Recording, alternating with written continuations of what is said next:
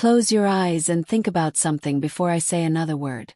Think about what it feels like to be away from your child for 4 whole years.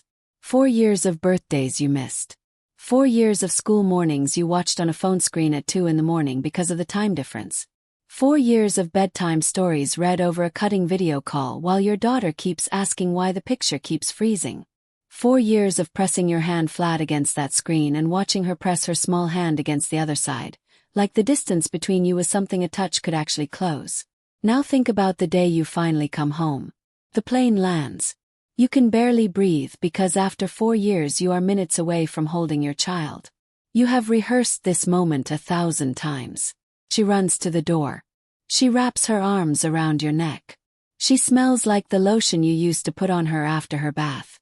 She says, "Mummy, I knew you would come back." Now imagine you knock on that door and nobody answers. The house is dark. Something in the air is deeply wrong. And somewhere inside, your 7-year-old daughter is locked in a room she cannot get out of. My name is Olivia Smith. I am 32 years old. I grew up in Sierra Vista, Arizona, USA, the second of 3 daughters. My mother left when I was 9. My father raised us with help from his sister, our Auntie Dora, who lived 2 streets away and came over every evening to cook and help with schoolwork. Dora was warm and loud and always smelling of oil and pepper sauce. She hugged with her whole body. She made you feel like everything was going to be fine just by walking through the door. I trained as a nurse in Phoenix, Arizona.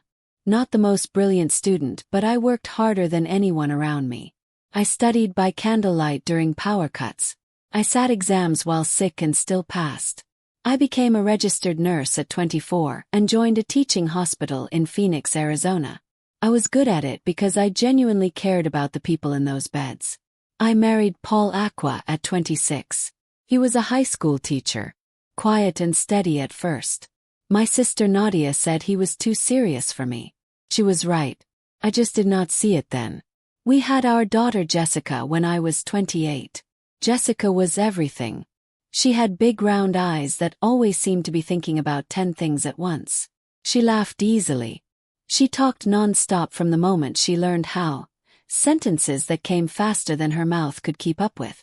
Every morning before breakfast she climbed into my lap, put both small hands on my cheeks, and looked at me very seriously like she was checking that I was real. I called her my little doctor. Paul and I were not doing well by then. He had become someone I no longer recognized. He came home late most nights, answered questions in short flat words, and went to bed without saying anything that mattered. I told myself it was tiredness. I told myself it would pass. It never passed. But Jessica filled our home in a way that covered all the empty spaces. She ran everywhere. She invented songs with words that did not always rhyme but always made her laugh. She named the neighbor's cat Biscuit because she said it looked delicious. I was underpaid and exhausted and stuck in a marriage going slowly nowhere. But when I looked at my daughter, none of that felt like it mattered. She was my whole reason to keep going. When Jessica was nearly 3, I received a message from a senior nurse at our hospital who had worked in Dubai for 3 years. She said a private hospital group there was actively recruiting qualified nurses. The salary was 12 times what I earned in Phoenix, Arizona. 12 times. I sat with that number for days. I ran the calculations on a scrap of paper. 4 years abroad, money sent home every month, and I could buy a house in Phoenix, Arizona, put Jessica through a proper school, and come back with skills no local hospital could ignore. The contract was for 2 years but renewable. The hospital would cover my accommodation and flight. I read the details until I had memorized them. I told nobody for 4 days. I just held the idea quietly, turning it over the way you hold something fragile when you are not yet sure whether to keep it. The part that kept stopping me was Jessica. She was too young to understand where I was going. And leaving a child that small felt like asking part of my own body to stay behind while the rest of me flew away. But I kept running those numbers. I told my sister Nadia first. We sat on her back porch in the dark eating groundnuts and I explained everything. Nadia did not let me finish. She said, "Olivia, if you do not take this I will never forgive you. You have worked yourself into the ground for years. Go and build something real for that child. She said it the way Nadia always said hard things, like they were simple. The harder conversation was with Auntie Dora. I drove to her house on a Sunday morning and sat at her kitchen table with tea I did not drink. I explained the contract, the money, the timeline. I told her I needed someone to care of Jessica and that I would send money every single month without fail to cover everything. School fees, food, medical visits, clothing, all of it. Dora reached across the table and took both my hands. She looked me straight in the eyes and said, "That child is my blood, Olivia. I raised you. You think I cannot look after one little girl? Go and make us proud. I will care for Jessica like she is my own daughter. I promise you on my life." She had tears running down her face when she said it. I believed every word. The morning I left was a gray Tuesday in March. Jessica had slept in my bed the night before, and I lay awake the whole night just listening to her breathe. She slept with her arms stretched above her head, like she was reaching for something even in her sleep. I memorized the sound of it. I memorized the smell of her hair and the way her eyelashes rested against her small cheeks. When I got up to finish packing, I stood in the doorway of her room for a long time. Her toys were arranged along the wall exactly the way she liked them. Her drawing of the two of us was taped above her pillow. A big-headed woman and a small girl holding hands under a yellow sun. She had written our names underneath in uneven letters. I took a photograph of it before I left. At the airport, Dora held Jessica on her hip and Jessica waved at me like I was just going off to work. She did not cry. I was the one crying. I kissed her face 5 times and she wiped my tears with her fingers and said, "Don't cry, Mummy." Those 4 words were the last she said before I walked through the departure gates. The first year in Dubai was everything Dora had promised. Every Sunday evening I called, and there was Jessica sitting in Dora's lap, waving at the screen with both hands. She showed me drawings and told me about children at nursery and asked me why Dubai had no rain. Dora was always cheerful and organized. Jessica ate all her vegetables. She had learned a new song. She was the tallest in her nursery class. I worked long shifts at the hospital. 12 hours most days, sometimes longer when we were short-staffed. But every evening I would sit in my small room and make that call home, and for those 20 or 30 minutes, the distance felt survivable. I sent money home every month without missing once. $150,000 every single month. It was supposed to cover school fees, food, medical visits, clothing, and whatever Jessica needed beyond that. I kept every bank transfer receipt folded inside an envelope in my bedside drawer. I thought about that money the same way I thought about breathing. Both were automatic things I did to keep my daughter safe from 6,000 miles away. Both felt equally necessary. I never questioned whether the money was reaching her. I had no reason to question it yet. In the second year, Paul called one evening while I was eating dinner alone. He wanted a divorce. He had been thinking about it for a long time and saw no point in staying married to someone on another continent. I was not surprised. I was not even very hurt. Our marriage had been dying long before I boarded that plane. What scared me was not losing Paul. What scared me was what a divorce might mean for my access to Jessica. I told him my only concern was our daughter. He said she was fine with Dora and nothing needed to change until I returned. He said, "Just sign the papers, Olivia." I signed them. We agreed that Dora would maintain full care of Jessica until I came home. Paul had a new position in a different region and said his schedule made taking her impossible. He said he would visit when he could. That was the first lie I accepted without questioning. The truth was he called Jessica 4 times in the next 3 years. 4 phone calls. He never once drove to Dora's house to check on his own child with his own eyes. He had simply moved on to a different life and left his daughter behind in it. After the divorce, something shifted. The Sunday calls started getting shorter. 20 minutes became 10. 10 became 5. Dora would say Jessica was tired, that they had early church, that the network was unreliable. She started canceling calls without warning. I would sit by my phone at the agreed time and hear nothing. Messages I sent sat unread for hours before a short reply arrived. She is fine. Busy week. All well. She is sleeping. I asked Dora to please put Jessica directly on the phone so I could hear her voice for even a minute. Dora said Jessica had started finding calls upsetting. She cried after each one and it was doing more harm than good. She said Jessica was perfectly happy when the phone was not involved. But something sat in my chest that I could not explain. Like a weight just below my ribs that refused to move. I told my colleague Florence about it one evening. She said, "Olivia, you are just missing her. Any mother would." I told myself Florence was right. I kept sending the money. Kept waiting for Sunday. I kept filling every silence with an explanation that made it possible to get through another shift without falling apart at the seams. I was very good at that by then. By the third year the photographs stopped. In the first year Dora had sent photos every week without me asking. Jessica at school. Jessica eating. Jessica asleep. Then they came monthly. Then once every few months. Then I had to ask multiple times and wait days before a single one appeared. When photos did come, something about them bothered me in a way I could not fully name. Jessica was always at a distance in the frame. Always with her face slightly turned away.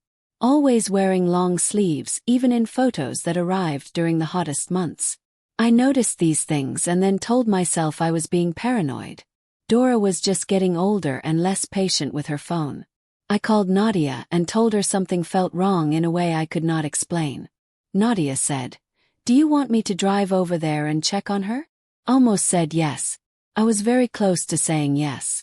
But that same evening Dora called unexpectedly, sounding cheerful, and put Jessica on the phone for 3 minutes. Jessica said, "Hi, Mummy," in a quiet voice, and I convinced myself everything was fine. I told Nadia, "Don't bother.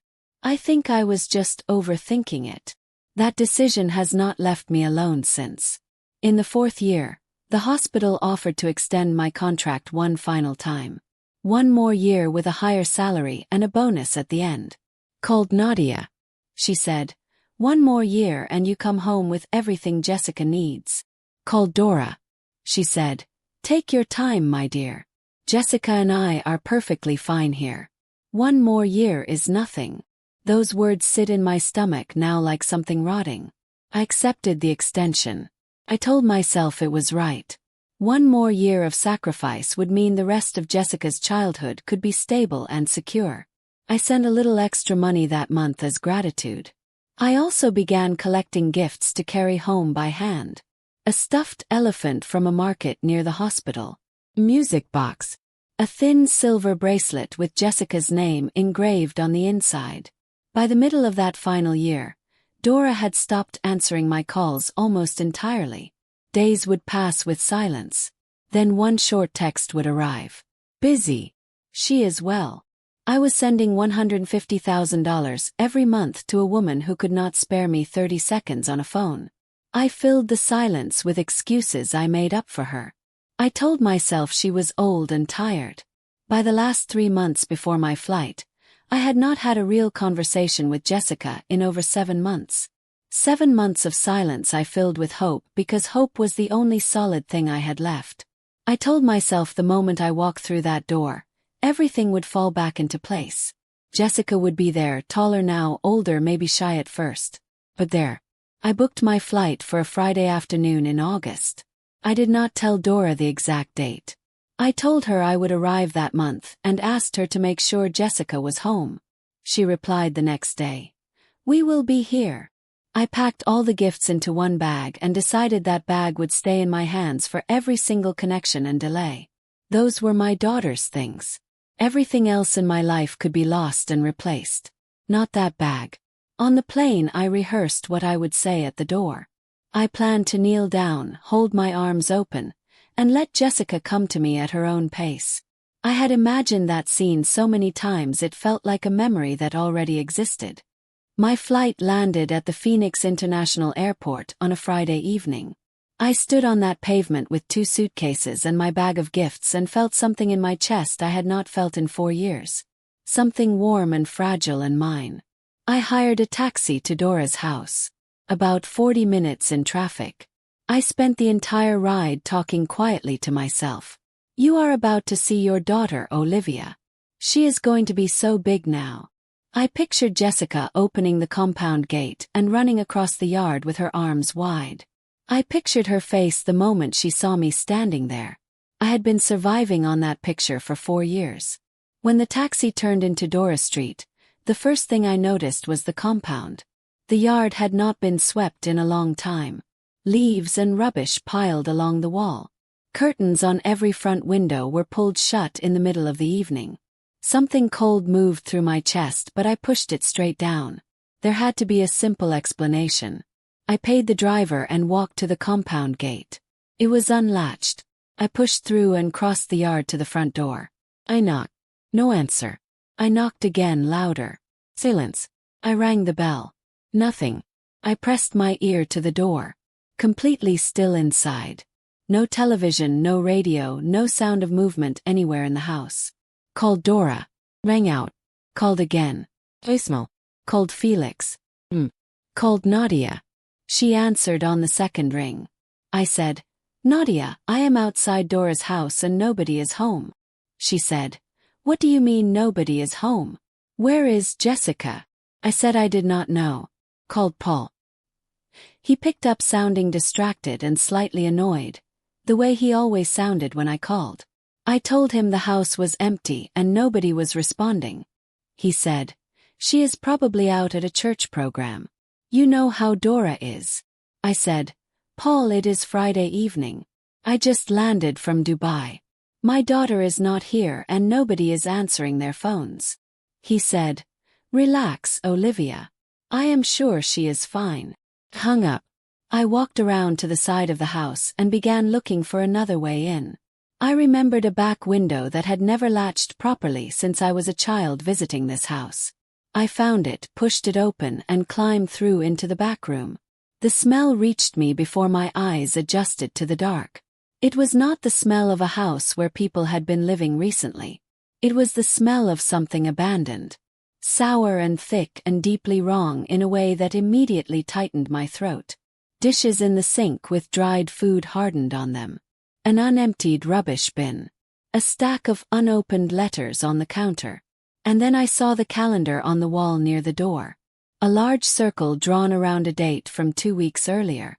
Inside the circle in Dora's handwriting. Scottsdale. Trip 2 weeks. She had drawn a small suitcase beside it. Suitcase drawing. On a calendar. In the house where my daughter was supposed to be safe. I stood in that kitchen and felt the floor tilt under my feet. I called Jessica's name out loud. My voice came back thin and strange off the walls. Nothing answered. I checked every room on the ground floor. Nothing. Upstairs, Jessica's bedroom door was open. The bed had not been slept in recently. Dust on the bedside table. The room looked less like a child's bedroom and more like a place a child had once been a long time ago. Came back downstairs. That was when I saw the door. Along the back hallway near the laundry area. A small door that led to a storeroom. Padlock was hanging on it. A padlock on an interior door in a house where my 7-year-old daughter was supposed to be loved and safe and cared for. The padlock was hanging loose and unclicked, like someone had pulled it off the latch and walked away without bothering to secure it. I stood looking at it with my whole body shaking now. I could feel my heartbeat in my ears. I reached out, pulled the padlock free, and pushed the door open with both hands. A wave of heavy, sour, damp air rolled out of the darkness. And then I heard something. Barely there. So faint I went completely still just to make sure I was actually hearing it. Like a breath coming from someone who had almost forgotten that breathing was something you did because you wanted to, not only because you had to. I stood at that open doorway for 1 second. A single bulb flickered to life and lit up a small concrete room. There on the floor in the far corner, lying on a thin dirty mat with her knees pulled tight to her chest, was my daughter. Jessica. Her left wrist was tied with a knotted rope to a metal ring bolted low into the wall. She was so small, so terrifyingly small. I could see the sharp edges of her shoulder bones pressing through the skin of her back. She did not move when the light came on. She did not call out or turn her head. She just lay still with her eyes open, staring at the wall in front of her like she was seeing something only she could see. I do not remember crossing the room. I only remember being on the floor beside her with my hands on her face, saying her name over and over. Jessica, baby. It is Mummy. I am right here. She turned her head very slowly and looked at me. And she did not know who I was. My own daughter looked directly at my face and felt no recognition at all. Her eyes were flat and hollow, like something inside had switched off a long time ago. I called emergency services with shaking hands. The operator told me to stay calm. She said not to move Jessica and not to remove the rope because it was evidence. Help was on the way. I hung up and sat down on that bare concrete floor and held Jessica's free hand in both of mine. Her hand was cold. Her fingers were limp. I said, "Mummy is here now. Mummy is right here with you." She did not squeeze back. She just stared at the ceiling with those empty eyes that looked at me and saw a stranger. Called Nadia. She picked up immediately. Before she could speak, I said, "Nadia." Dora locked her in a room and left. There was silence. Then Nadia said, "I am in my car right now. Do not leave that house, Olivia. Do not move. That is my sister. She does not panic. She moves." Officer Stella Jade arrived in under 15 minutes. She walked through the back hallway and stopped when she saw the open storeroom door. She looked inside. Her face went completely still. She stood there for 3 seconds, then reached for her radio and called for backup and a medical team. She turned to me and said, "How long has she been here like this?" I said, "I do not know." The paramedics brought Jessica out on a small stretcher. When they lifted her, one said something quietly to the other. I heard the words "very low weight," and something in the center of my chest broke. I climbed into the ambulance and held Jessica's hand for the whole ride. She stared at the ceiling. No crying. No talking. Just those flat eyes looking at nothing, seeing nothing, responding to nothing.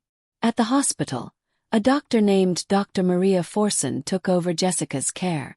She examined her for nearly 2 full hours. When she came out to speak with me in the corridor, her face said everything before her mouth did.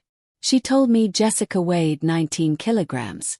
For a 7-year-old, that is the weight of a healthy 4-year-old. She was severely dehydrated, malnourished to the point where her body had started consuming its own muscle tissue to keep her organs running. She had rope wounds on her left wrist and right ankle from restraints used over a long period. She had a fracture in her right forearm that had healed alone with no medical care.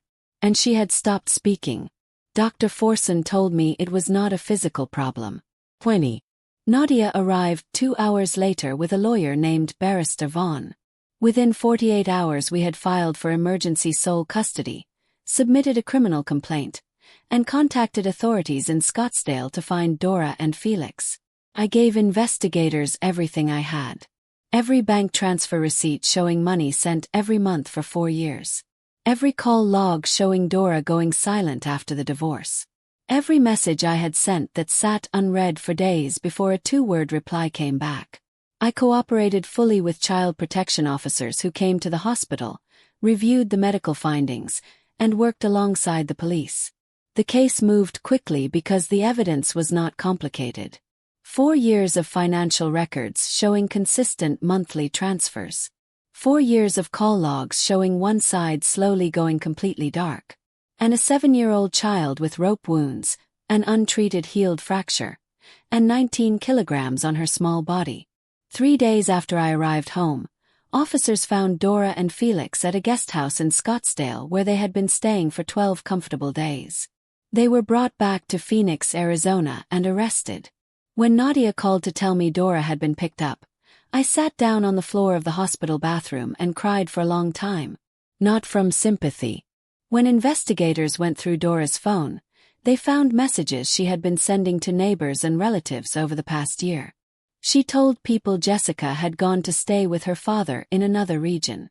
She went to Jessica's school in person and told them the family was relocating and the child was being withdrawn. She told the woman next door the house was quiet because Jessica had gone abroad to live with her mother. She had built a web of lies so detailed and consistent that not one person had thought to question it. Nobody knocked on that storeroom door. Nobody asked to see my daughter in person.